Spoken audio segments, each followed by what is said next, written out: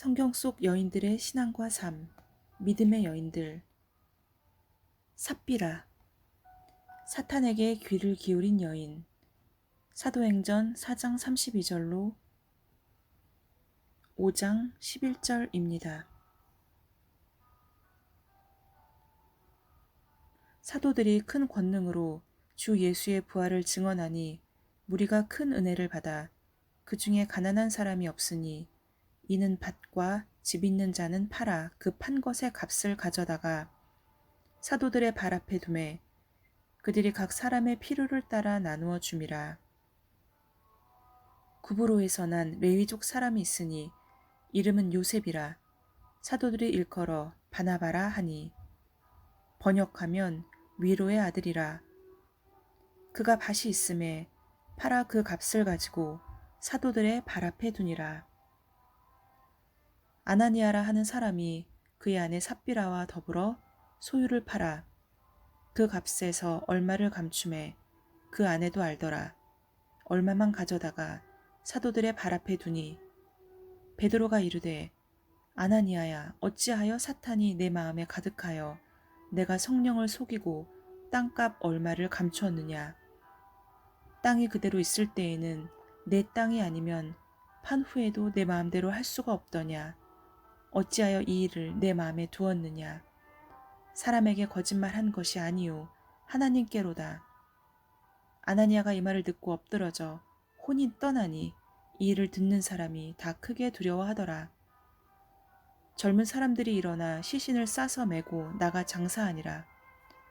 3시간쯤 지나 그의 아내가 그 일어난 일을 알지 못하고 들어오니 베드로가 이르되 그 땅 판값이 이것뿐이냐 내게 말하라 하니 이르되 예 이것뿐이라 하더라.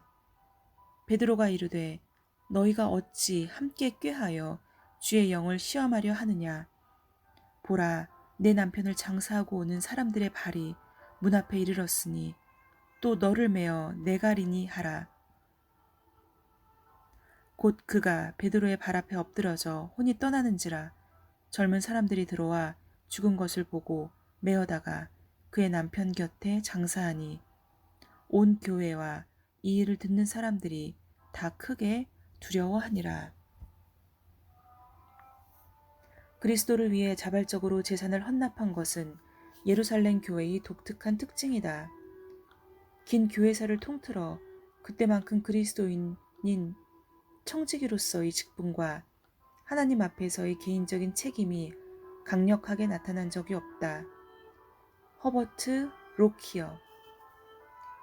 누가 먼저 그 아이디어를 생각해냈을까? 아나니아일까? 삽비라일까? 가난한 사람들에게 나누어 주기 위해 땅을 팔기로 결정한 사람이 과연 누구일까? 그것은 이타적이고 희생적인 놀라운 계획이었다. 얼마 전부터 예루살렘에서 일어난 움직임에 사로잡혀 아나니아와 삽비라는 다른 사람들을 행복하게 만드는 것을 가장 큰 욕망으로 삼는 사람들과 합류했다. 훗날 그 사람들은 그들의 구세주요 위대한 본보기이신 예수 그리스도의 이름을 따라 그리스도인이라고 불렸다. 그러한 움직임은 예루살렘에 일어난 특별한 사건에서 시작되었다. 예수께서 승천하신 지 열흘 후 예수님을 따르던 자들에게 예언하신 대로 정확히 성령이 임하셨다. 그 성령은 신도들의 마음을 사로잡고 그들을 획기적으로 변화시켰다. 그들 사이에는 결코 가능할 거라 생각하지 못했던 사랑과 연합이 생겨났다. 그들이 경험한 그 관계는 이전에는 존재한 적이 없고 후에는 잊혀진 독특한 것이었다. 신자들은 매일 성전에서 만났다. 늘 서로를 찾으며 함께 식사했다. 그들의 생각과 대화의 중심은 언제나 하나님이었다. 그와 같은 상황에서 사회적인 차이는 다소 고통스러웠다. 누군가에게 간절히 필요한 것을 어떻게 자기 혼자 누릴 수 있겠는가? 사도들이 강조하며 이야기한 예수님의 영이 그들 마음에 임하셨다. 그들이 경험한 것은 그분의 사랑이었다. 그분처럼 그들도 남을 섬기며 남을 행복하게 해주기 원했다. 그때부터 그들은 자기 재산의 훌륭한 청지기가 되었다. 아무도 그들에게 권유하지 않았는데도 부자들이 자신들의 재산을 팔았다. 그리고 그 수입을 상호 기금으로 두고 모든 사람이 필요한 만큼 받았다. 예수 그리스도의 초대교회는 예수님에 대한 믿음으로 연합되어 있었다. 교회들의 외적인 형편도 동등했다. 부유한 교인들이 가난한 사람들을 위해 기꺼이 자기 재산을 내놓았기 때문이다. 바나바라고도 불렸던 요셉은 그들 중에서도 특히 탁월한 사람이었다. 격려자라는 뜻을 가진 그의 이름은 곧 그의 인격이었다. 그는 자기 소유의 땅을 팔아서 그 돈을 사도들에게 가져갔다. 모든 사람이 그가 보인 본보기에 대해 이야기하기 시작했다. 교회는 늘 영적으로 생각했고 교인들은 이 땅에서 누리는 재산의 상대적이고 일시적인 가치를 분명히 알고 있었다. 주님은 사람이 자기가 가진 모든 것을 포기하지 않으면 그분의 제자가 될 수 없다고 말씀하셨다. 그들은 무엇보다 하나님의 왕국에 대해 생각했으며 그리스도인들은 하나님께서 돌보신다는 것을 확신했다. 또한 예수님은 그분과 복음을 위해 친족이나 가정이나 재산을 버린 자들은 100배나 대에 돌려받을 것이라고 분명히 말씀하셨다. 그와 같이 경건한 기준을 따르며 살고 있던 신도들이 모든 사람에게 인기가 있는 것은 당연했고 교회는 부활하신 예수 그리스도를 믿는 사람들로 날마다 그 수가 늘어갔다. 당시에 일어난 여러 가지 놀라운 이적은 아나니아와 삽비라를 포함한 모든 사람을 경외감으로 채웠다. 외부로부터 아무 압력이 없었으므로 부부는 스스로의 양심에 따라 자발적으로 주위의 본보기를 따르기로 결정했다. 그들은 바나바를 비롯한 다른 사람들에게 뒤지기 싫었다. 그들이 땅을 판 돈을 드리겠다는 멋진 결정은 상호 합의하에 이루어진 일이었다. 사탄은 이러한 초대 그리스도인들의 발전에 커다란 증오심을 느꼈다. 사탄은 그들의 성장과 행복을 삭감시킬 방도를 찾고 있었다. 교회에 나오는 사람 하나하나가 사탄의 왕국에서는 커다란 손실이었기에 도저히 가만히 있을 수가 없었다. 사탄은 아나니아와 삽비라의 마음을 들여다보고 그들의 믿음이 바나바와 같지 않다는 것을 발견했다. 그들은 착한 일을 하기 원했지만 한편으로는 다른 사람들에게 감동을 주고 싶어하는 마음이 있었다. 아나니아와 삽비라는 가난한 사람들에게만 관심이 있지 않았다. 한편으로 그들은 그들 스스로를 위한 명예와 칭찬을 바랬다. 그들의 목표에는 영적이지 못한 면이 있었다. 그들은 원래의 자신들보다 겉으로 더 낮게 보이기 원했다. 아마도 그들이 재산을 드리기로 결정한 후부터 조금씩 두려움이 스며들었을 것이다. 그들이 나이를 더 먹게 되면 관심도 덜 받게 되고 미래도 불확실해질 것이다. 목적이 무엇이었든 그들은 땅을 판 돈의 일부를 자신들을 위해 따로 감추어 두고 다 내놓은 채 하기로 합의했다. 그러지 않으면 사람들은 자기들을 바나바만큼 높이 평가해주지 않을 것이 분명했다. 아나니아와 삽비라는 자신들이 잘 결정했다 여기며 목숨을 걸고 그 계획을 수행했다. 하지만 베드로는 아나니아에게서 돈을 받았을 때 그들이 속이고 있다는 것을 알았다. 그래서 다음과 같이 예사롭지 않은 인사를 던졌다. 아나니아야, 어찌하여 사탄이 내 마음에 가득하여 내가 성령을 속이고 땅값 얼마를 감추었느냐. 베드로의 말은 속임수의 범위와 심각성을 드러냈다. 아나니아는 사탄이 자기 마음을 지배하도록 허용했다. 이 땅 최초의 부부 아담과 하와처럼 아나니아와 삽비라는 스스로를 굴복시키고 사탄에게 속아 넘어갔다. 언제나 그러했던 것처럼 사탄은 하나님의 역사를 파괴하려 했다. 베드로는 성령을 속이는 것은 곧 하나님을 속이는 것이라 여기며 아나니아에게 다음과 같이 말했다. 땅을 팔든 안 팔든 내 마음이다. 그리고 얼마를 낼지 결정하는 것도 내 마음이다. 어떻게 이런 일을 할 수 있느냐? 너는 우리를 속이는 것이 아니라 하나님을 속이고 있는 것이다. 그 말과 함께 아나니아는 그 자리에서 즉시 죽어 넘어졌다. 그의 현물이 많지 않았기 때문에 정죄받은 것이 아니라 부정직함 때문이었다. 이중성과 거짓말 때문에 그의 선행은 무효가 되었다. 무엇보다 그는 하나님을 속였으며 가난한 자들도 속이려 했다. 그의 결정은 하나님의 거룩하심을 저울질했고 속임수를 통해 하나님을 불명예스럽게 했다. 그 대가로 그의 생명이 지불되었다. 아나니아와 삽비라가 놓친 엄청난 것은 바로 거룩하신 하나님이다. 그분은 소멸하는 불이시다. 어떤 피조물도 하나님 앞에서 숨을 수 없으며 모든 것이 하나님 눈앞에 벌거벗은 것 같이 드러난다.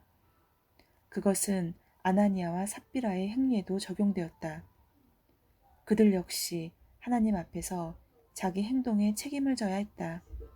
하나님께서 긍휼하신 대신 공의를 행사하신다면 누가 그 앞에 나설 수 있겠는가? 그곳에 있던 사람들은 크게 놀라며 젊은이들이 아나니아의 시체를 즉시 장사 지내기 위해 메고 나가는 것을 지켜보았다. 예루살렘은 작은 곳이다. 어느 곳에서나 조금만 걸으면 성정 광장에 이른다. 3시간쯤 뒤 남편이 집으로 돌아오지 않자 삽비라는 무슨 일인지 알아보기 위해 집을 나섰다. 그녀가 베드로를 비롯한 사도들과 함께 이야기하려고 방으로 들어올 때까지 사람들은 조금 전에 일어난 그 끔찍한 사건에 대해 생각하고 있었다. 멀리서 아나니아의 장례를 치르고 돌아오는 젊은이들의 발자국 소리가 들렸다. 삽비라는 방 안에 가득 찬 그 긴장감을 알아차렸을까? 그 분위기를 느끼고 자기 남편이 어디 있냐고 감히 묻지 못했던 것일까? 아무도 그녀에게 일어난 사건에 대해 말해주지 않았다. 그녀 역시 남편이 실패한 시험대에 서야 했다. 베드로는 삽비라와의 대화를 시작했다. 내게 말하라. 너희가 판 땅값이 이것뿐이냐? 하나님께서는 삽비라에게 2번째 기회를 주셨다. 그녀는 이미 자기 남편과 함께 하나님과 하나님의 사도들에게 정직하게 나아갈 1번째 기회를 놓쳤다. 그러나 삽비라는 자신이 여전히 사탄의 세력 안에 있음을 보여주며 힘있고 짧은 목소리로 주저함 없이 대답했다. 예, 이것뿐입니다. 그 말을 들은 베드로는 그녀를 심하게 꾸짖었다. 너와 내 남편이 어찌하여 함께 공모해서 하나님의 영을 시험하려고 하느냐? 아나니아와 삽비라가 지은 죄가 지닌 두려운 사실은 그것이 사전 모의였다는 것이다. 그들은 자기들이 하려는 일을 잘 알고 있었다. 죄가 그들을 갑자기 사로잡은 것이 아니었다. 그들은 고의적으로 죄를 지었다. 때문에 삽비라 역시 자기 죄로 인해 죽었다. 그 사이 아나니아의 장사를 지낸 젊은이들이 돌아왔다. 이제 삽비라를 장사할 차례였다. 삽비라는 참으로 깊은 인상을 남긴다. 물론 그것은 긍정적인 것이 아니다. 그녀는 자기가 죽은 이유를 들은 그리스도인과 교회 밖의 모든 사람에게 두려움과 놀람과 당황스러운 기억을 남겼다. 삽비라라는 이름은 사파이어라는 뜻이다. 하지만 그녀가 줄 수 있는 유일한 광채는 무시무시한 경고의 광채뿐이었다. 오늘은 24일자 말씀의 실제를 함께 나누고자 합니다. 다른 이들을 정죄하지 마십시오. 이같이 너희 빛이 사람 앞에 비치게 하여 그들로 너희 착한 행실을 보고 하늘에 계신 너희 아버지께 영광을 돌리게 하라. 마태복음 5장 16절. 삶 가운데 너무 섣불리 다른 사람의 잘못을 찾지 마십시오. 비난하고자 하는 충동에 자신을 내어주지 마십시오. 성경은 주 예수님이 하나님이 살아있는 자와 죽은 자의 재판장으로 정하신 자라고 말합니다. 그분만이 참된 제사장이시며 그분은 은혜가 충만한 분이십니다. 당신 주변에 있는 어떤 사람들, 심지어 당신의 지역 교회에 속한 사람들마저도 바르게 살고 있지 않을 수 있습니다. 그들을 판단하지 마십시오. 대신 그들을 이겨오는 빛이 되십시오. 이것이 바로 예수님이 오늘의 본문 구절에서 말씀하신 바입니다. 이같이 너희 빛이 사람 앞에 비치게 하여 그들로 너희 착한 행실을 보고 하늘에 계신 너희 아버지께 영광을 돌리게 하라. 당신 주변의 사람들이 바르게 살고 있지 못한 이유 중 하나는 당신의 빛이 충분히 밝지 않기 때문일 수 있습니다. 어떤 그리스도인들은 자신들이 영적이라고 생각하면서 다른 그리스도인들의 삶의 방식을 비난할지도 모릅니다. 그러나 그것은 사실 육신적인 것을 표현하는 것입니다. 어떤 이들의 실수 때문에 그들을 무시하지 마십시오. 예수님은 그들의 실수에 대한 값도 이미 지불하셨습니다. 예수님은 우리의 모든 잘못에 대한 책임을 지셨습니다. 오직 그분 한 분만 판단할 권리가 있으십니다. 그럼에도 그분은 우리를 정죄하지 않으십니다. 성경은 말합니다. 그러므로 이제 그리스도 예수 안에 있는 자에게는 결코 정죄함이 없나니. 육신의 생각을 하는 자들은 다른 사람들의 잘못만을 봅니다.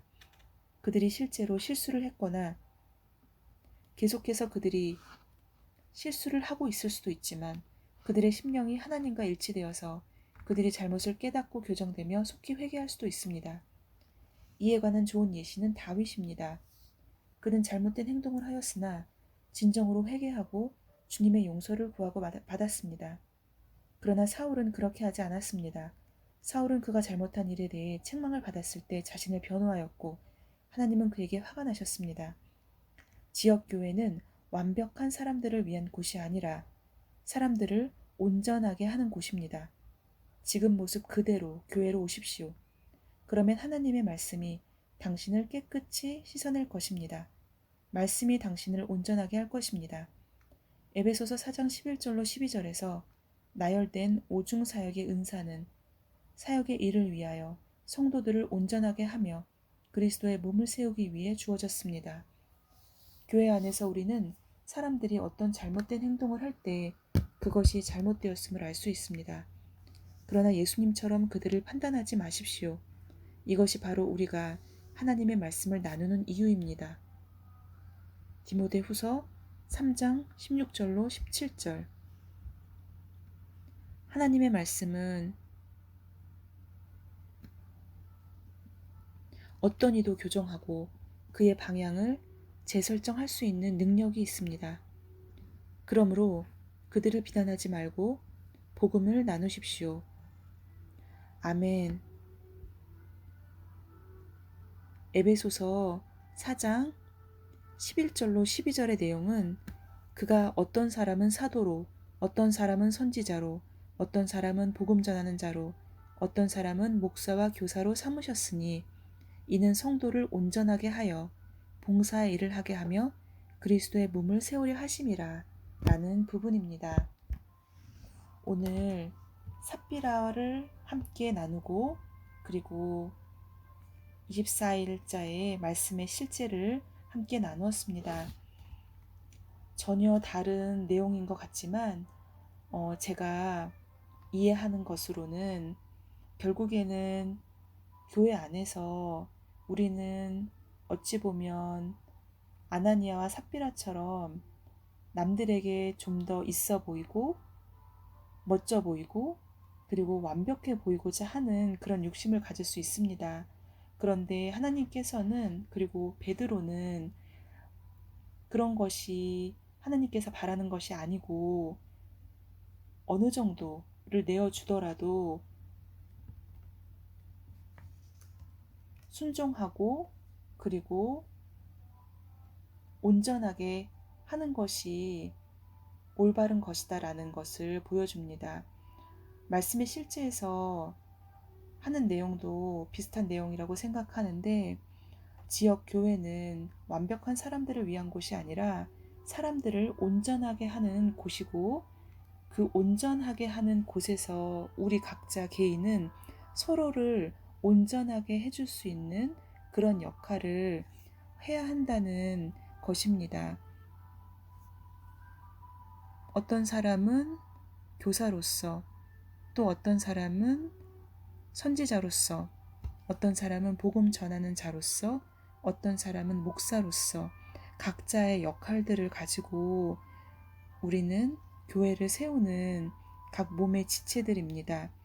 교회 안에서 우리는 때로는 상대방을 보면서 그들을 정죄하려고 할 수도 있지만 하나님께서는 정죄하는 것은 그분의 몫이고 우리는 서로 사랑하라고 그렇게 말씀으로 가르쳐주고 계십니다.